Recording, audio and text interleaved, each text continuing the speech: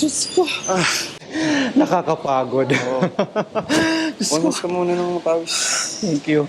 Hinihingal ako, grabe. Ano, Ang masakit sakit ba yung sa likod? Yeah, kailangan ko na massage mamaya. Well. Siya na pala. Teka lang. Marco, my love. Iba rin talaga ang taste mo, no? Mahilig ka sa matanda. Oh, teka lang. Dandahan ka sa pananalita mo. At my love? Sino ba to? Ako si Camila, ang girlfriend niya. Oh, girlfriend? Si Camila, dati kong girlfriend. Dati? Ex na!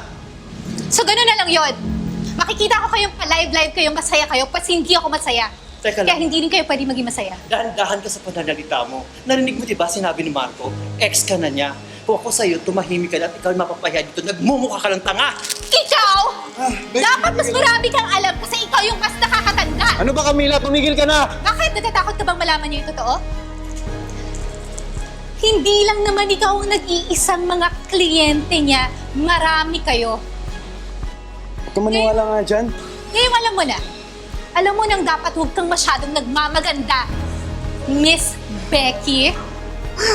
Huwag ka maniwala sa kanya. Hindi nga totoo. Ano ba? Tumigil ka na nga. Hindi nga totoo. Hindi nga. Ano ba?